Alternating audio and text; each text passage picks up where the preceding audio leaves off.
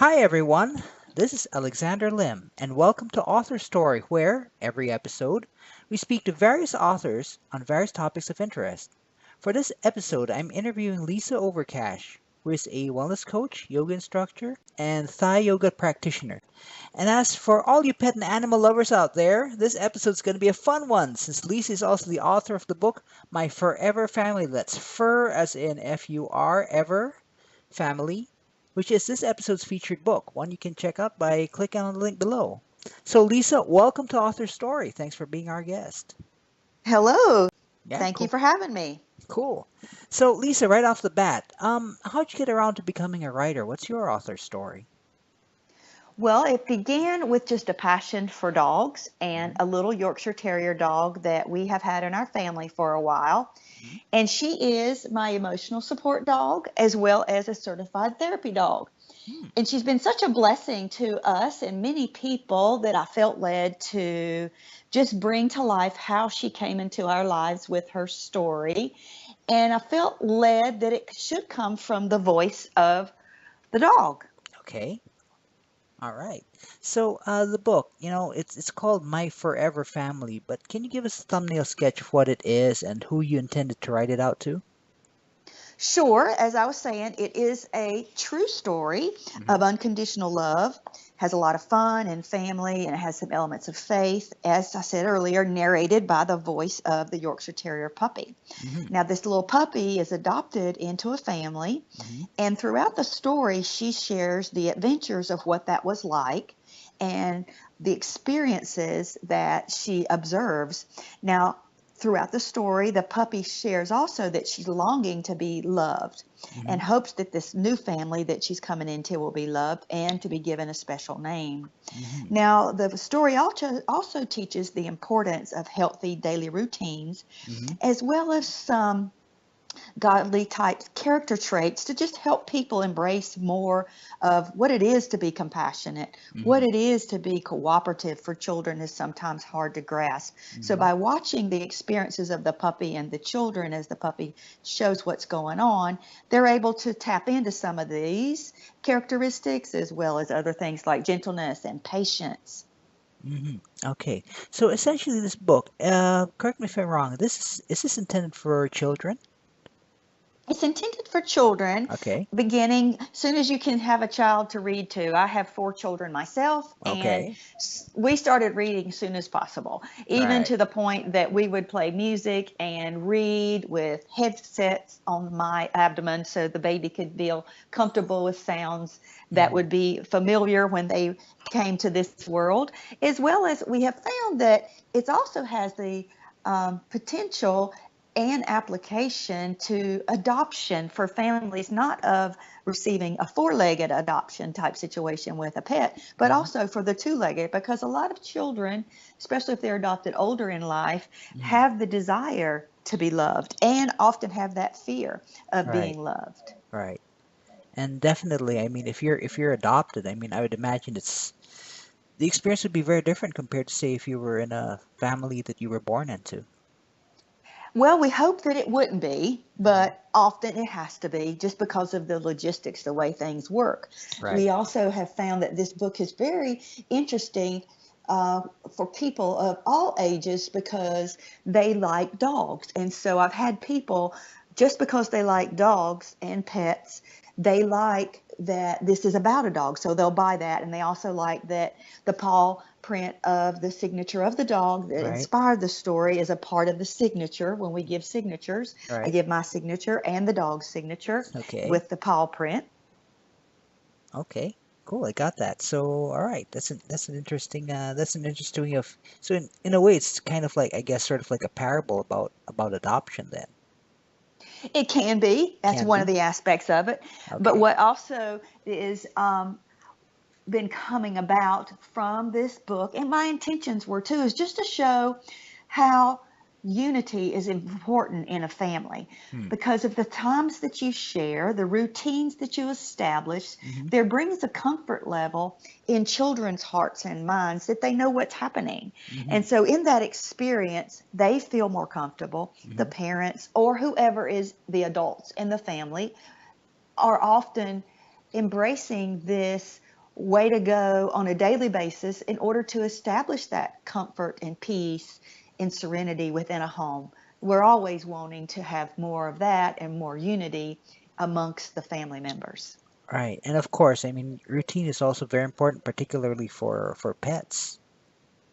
For sure, they need to know the the order of how the day goes, and so Yeah. you will also see that these not just the people but the Hmm. dog adapts to a routine that Hmm. brings them a sense of, hey, in this routine I'm starting to feel loved. In Right. this routine I'm identifying with who is each person, what they're like, what their joys are, and Hmm. in that awareness becomes a solidarity. Hmm. Okay, got that. Cool. So, Lisa, what made you decide to write the book? Was there like a moment when you said, aha, or was it more like a growing realization that, I should write this book as time went on? Well, I think it was more of a growing realization Hmm. because of my shared time with this dog and our families with this dog. Hmm. We also have that experience within going in the community with her in nursing homes and hospitals Hmm. as a certified therapy dog. And she just seems to be very captivating to many people. They see her, they want to spend time with her, they want to know more about her.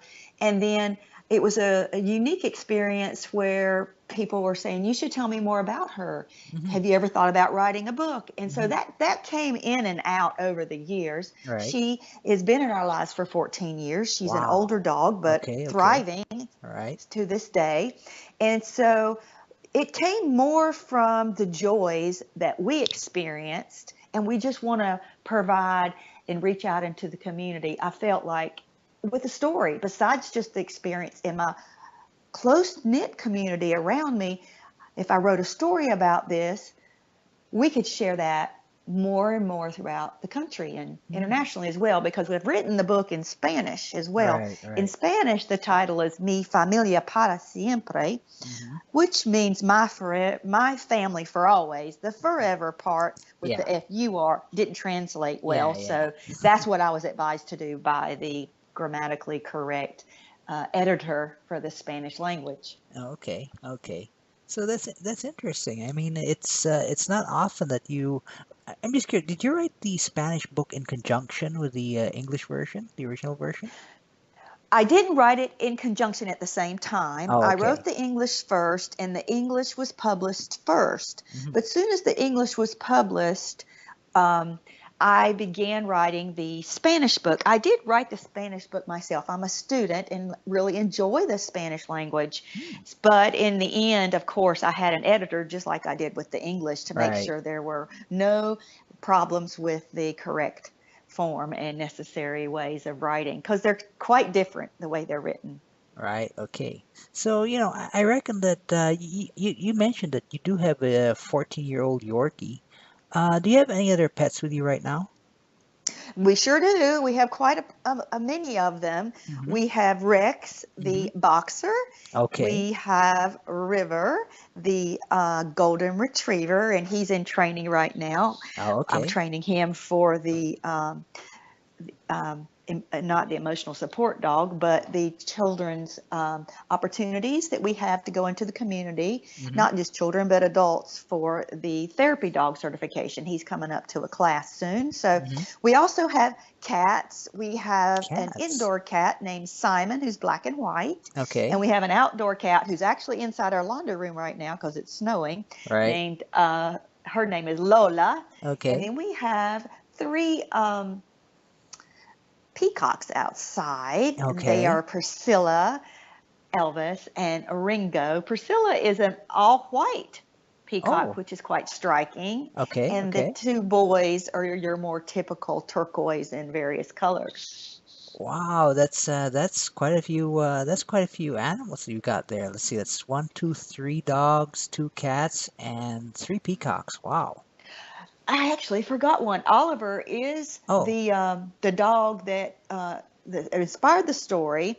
Uh-huh. She has a grandson, and his name is Oliver, and he's a Yorkshire Terrier as well. Oh, okay. Okay, so two Yorkies, a boxer, a Goldie, and two cats and three peacocks. Wow. You got it. You got actually a Okay. bird too. We have a bird named Amarillo, which is yellow in Spanish, Uh-huh. and we have some fish. So this is normal for us. I have four Okay. children. They're Right. more of in the adult world now, and in college and working. Okay. But we've just always had lots of animals. We've had rabbits over the years. We've Uh-huh. had Uh-huh. chickens. So it feels normal to us. Okay. I'm just curious. Did your kids have any input with the book? They did.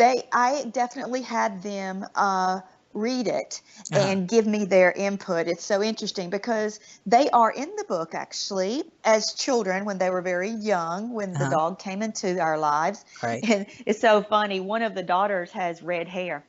And Okay. her request was, please don't put me in clothes that do not go with my red hair. I thought it was so hilarious.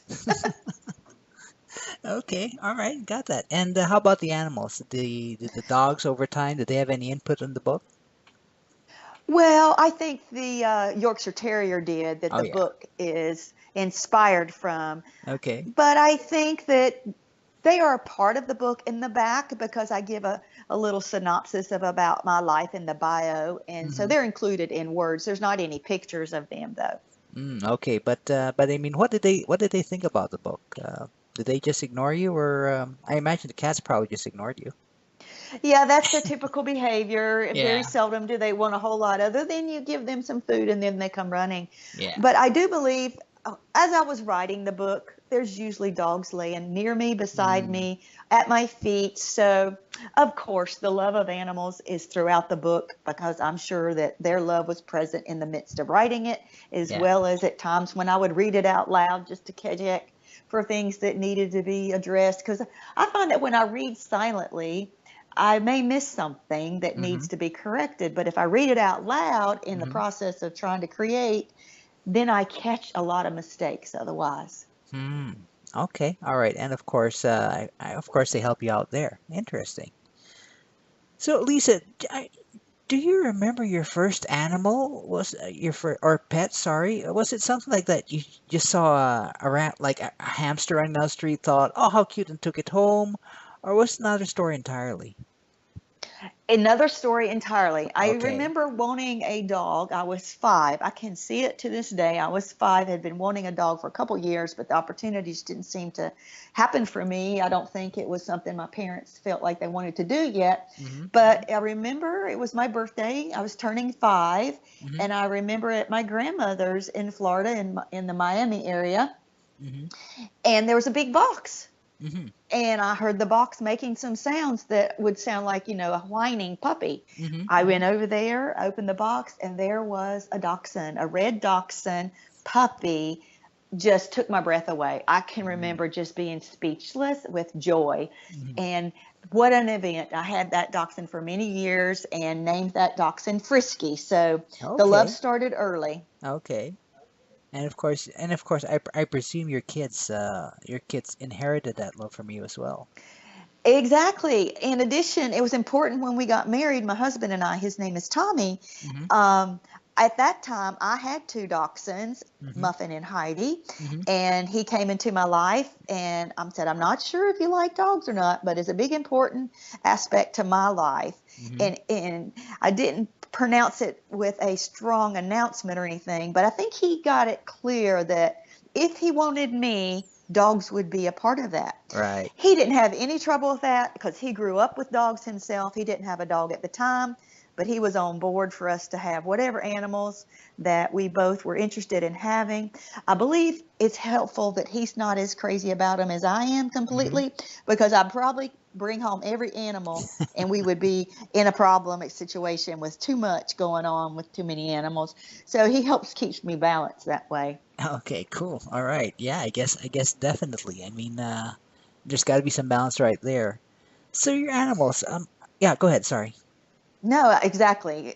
It's sad. I know you've probably seen it where the love of an animal becomes so strong that it gets out of I guess, out of whack or gets Yeah. messed up in a way that you take on more than you can manage, and then it ends Yes. up hurting the animals. I've worked Yes. locally with animal societies and things like that because often animals have to be rescued when the Yeah. situation turns into a negative experience. Hmm. And by the way, the proceeds for, not all the proceeds, but some of the proceeds of this book go to animal charities. And I've Hmm. chosen national ones like Save Them All is the name of this motto Hmm. for Best Friends Animal Society, Hmm. which works throughout the United States and bringing them to locations that need to be safer, as well as Wings of Rescue is a group of pilots who Hmm. rescue animals and take them from places that are dangerous or Hmm. not healthy homes or at jeopardy of their lives to locations where they can better serve them and bring them good health Mm. and happy homes. Mm. Nice, nice. So your pets right now, are they all rescues or did you get them from breeders? It's a combination. We Okay. have done both. My daughter has a beagle who is a mix, who is also a rescue, and Mm-hmm. our cats are rescues. Mm. And we've had dogs that were rescues over the years, Mm-hmm. but currently the golden retriever and the boxer and the dog that inspired the story, the Yorkshire Terrier, Mm-hmm. is from breeders, and so we feel like we like to do both. Mm-hmm. All right. Okay, got that. So I'm assuming that you've had like animals around you all the time, like some like two or three at one time, at any one time, right? Exactly. It feels normal to have more than one dog for sure. Right. So what can you say about rescues? I mean, how easy is it for a rescue to integrate with a family with lots of animals and kids like your own? Well, we haven't had any trouble with that. I know that some people may have. I think it depends on the temperament of the animal. Hmm. When we've chosen rescues, um, coming into a family with multiple animals, we've always looked for the animal that's a little more calm Hmm. and a little more relaxed in their interactions with other dogs, say, or Hmm. cats. We have found that to not be an issue, but when they come into our home, we definitely give them lots of love Hmm. and time and attention, but we also give them a space to be where they feel like they have their own little uh, area where they can feel safe. Hmm. Okay. And how easy is that to do in a house full of animals and children? Well, I think the biggest thing that we have learned is establishing respect, not Okay. just with the animals, but with one another. So, as we've taught our children respect and honoring their wishes on the human side, we've also taught them to be respectful and kind and honor the needs and the wishes of the dogs or Hmm. the cats, Hmm. and remembering their instinctual nature and not trying to work against that, but to work with it. Right. So when we've done that, we feel like we've got more of a compatible experience. Mm. Can you give an example of that, the kind of respect that the kids you taught your kids to give animals? Sure, say for instance, when an animal comes into the house and they're new, I don't allow them and encourage them not to. Initially, young children will want to run and race to that Yeah, animal yeah. and want to Oh, just how touch, touch, cute. touch. Yeah, and hug and all that Yes. stuff. Okay, yeah. That could be overwhelming for an animal, a Hmm. pet, or especially a rescue dog, because you don't know the experiences that they have had prior to coming to your environment. You know a little bit, but there's a lot of uncertainty. So, by the animal coming in and not everybody hovering over the animal, when I think of several experiences when we brought in a dog. I had the children sit on a couch Hmm. that they each waited until I officially said, okay, let me introduce you to this person Hmm. and this dog. And actually would say, this is my daughter, Casey. Hmm. This is our new dog. And just have a really true introduction with gentle touches, Hmm. Hmm. with calm voices. Hmm. Indoor voices is often very understandable to children. Right. And to not reach out with your fingertips, but to reach out with, say, your wrist or the back of your hand, Hmm. and to just take cues and body language from the animal. Are they pulling away as in if they're afraid, or are Right. they approaching with eagerness to be welcoming that touch or that connection? Mm-hmm. All right. Interesting. Cool. And you've got in addition to dogs, you mentioned you have cats and peacocks. How how easy or is it integrating different animals with other animals in an environment like yours? I think that you also need to remember the instincts, say, between a cat and a dog. That Mm-hmm. doesn't mean that's going to rule the challenges, but it might be an awareness that you need to have. Mm-hmm. Same with, say, the dogs.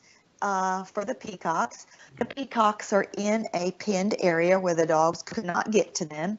But we Mm-hmm. also introduced the dogs to the peacocks. We took them out there one to one Mm-hmm. once we had them stable and would show them the peacocks and just let them look at it so it's not so foreign, so they Mm-hmm. know they exist. Right. Most of our cats that we've had over the years have been upstairs. Mm-hmm. So the cats and the dogs know that the cats are upstairs and the dogs are downstairs, and the Mm-hmm. cats do not usually come downstairs Mm-hmm. unless the dogs are, say, in another part of the house. They have Right. learned to live together. But, it's interesting. The cat can be laying on the back of a couch and a dog comes in, and we would encourage the dog to not run and jump and bark Mm-hmm. and discourage the dog Mm-hmm. by not doing that, by putting the dog in another location. Mm-hmm. As soon as that behavior would happen, we'd take the dog away. And over time, it seemed that it's like, I don't really care about the cat. I'm happy the Okay. cat's here, but I'm not interested. Now, Right. we've had a few dogs over the years that always seem to not like a cat. Uh-huh. But the cat would pick up on that, and they Mm-hmm. would not come downstairs Mm-hmm. when that particular dog was, say, roaming the family room or the kitchen. They'd wait till that dog was in another enclosed area with someone in a bedroom or in an office space. Hmm. Okay. Okay. I got that. But about the cats, I mean, I'm thinking because like the window of the rescue cats you have, were they already socialized with the people when they were still kittens?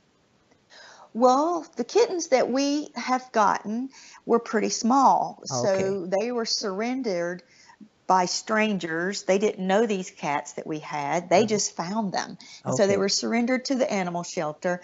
And we went to the animal shelter looking for certain colors and types of cats, Hmm.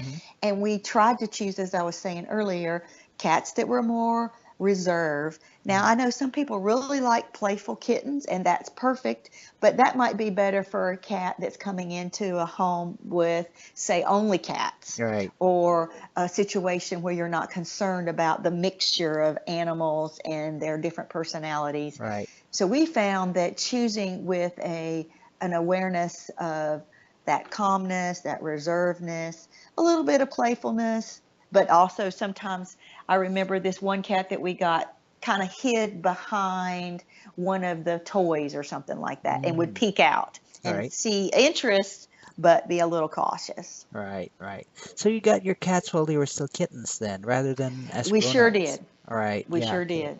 Because I was thinking like the window of socialization is rather small for cats, and I think for dogs as well, isn't it? Just about 1 month, 4 weeks or so. Well, that's the best time, has been my experience for sure, is to get them young so that you can gradually integrate them into a social experience.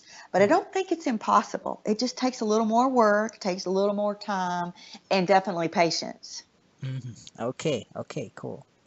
So, Lisa, what for you is are the rewards, the joys, the fun stuff of having lots of pets around in the house with the family?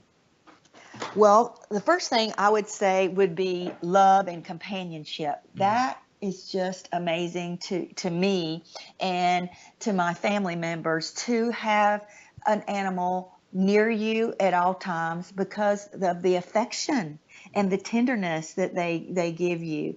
There is a comfort that comes, there's a peace that comes by their calmness most of the time Hmm. in their just being physically near you.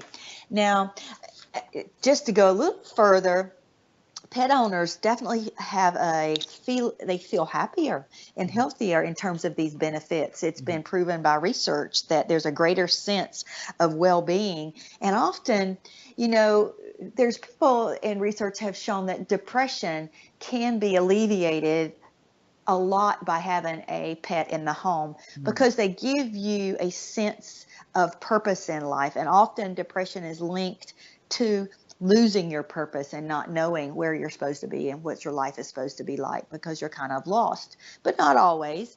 But having that sense of purpose, knowing that each day you have another living being depending on you, Right. gives you a comfort in your life, and it makes you feel like you're thriving Mhm. and a sense of connectedness to this individual, this being. Mhm. So in the therapy dog world, there's this satisfaction of contentment that they bring. So I Mhm. have found that in my personal life as well. And as I said before, this dog is an emotional support dog, Mhm. and I have multiple sclerosis. And so Mhm.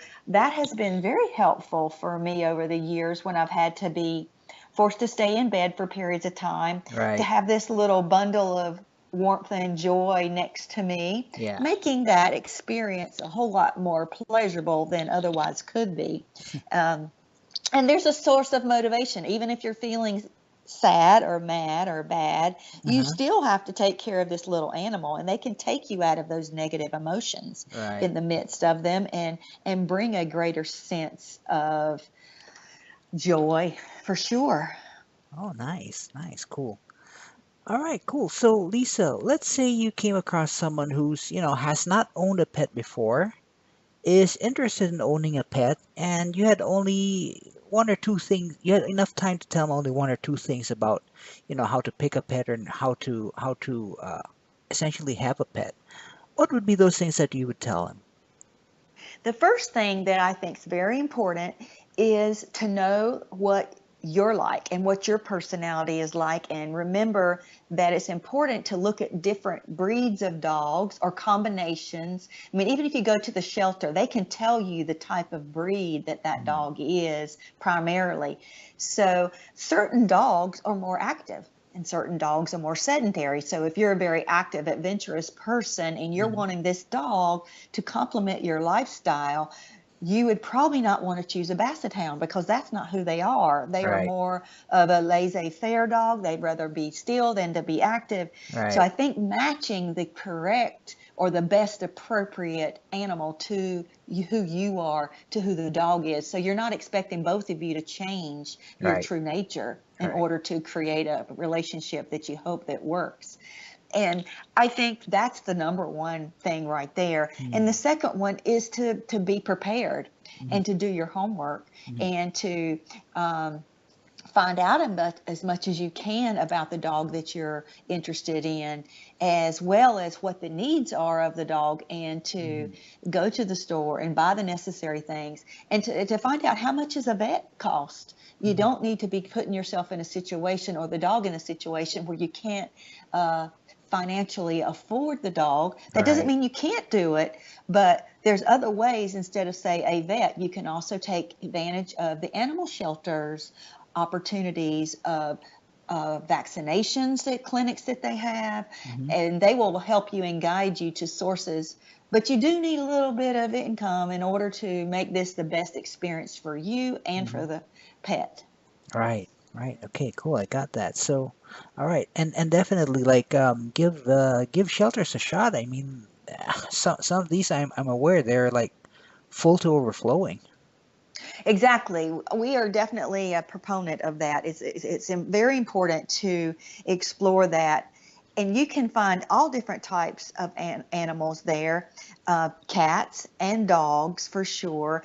I mean, in our animal shelter, I've even seen pigs and chickens that have to be surrendered. Hmm. So, don't just think that you can only get domesticated animals. If you have the opportunity, you have an interest. People have taken on chickens in places and hoped to have eggs, and that didn't work out for some other reason. Right. But that's another opportunity. The shelters are so great in the way that they work with you. I was very, very pleased how they help with chipping an animal if you so desire, and they actually recommend that, Mm-hmm. putting a chip right under their skin in case they're lost. In addition to identification collars, Right. these things are very important, and they can guide you on the wellness Right. of the necessary aspects of their process of keeping that wellness going on. Mm-hmm. I think that it's a wonderful blend of helping one another the way they do it. Now, there's lots of more affordable vets as well. Some can be very expensive, but Mm-hmm. some are more into let's just keep the animal healthy Yep. and minimize the cost. It just Right. that's why I think exploring different vet options if you're choosing to go with a typical vet office versus a shelter experience. All right. Cool.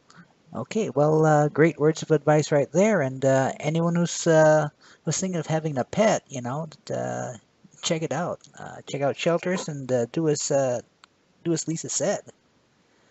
Awesome. Right, cool. So, in closing, then, the book is My Forever Family. That's Furever, My Forever Family. The author is our guest, Lisa Overcash, and you can find her book on Amazon as well as, I'm sorry, what's your website again, Lisa? Sure, embracingwellnesscoach.com All right, or lfovercash@gmail.com. Either right, way, we can get you a book. all right, cool.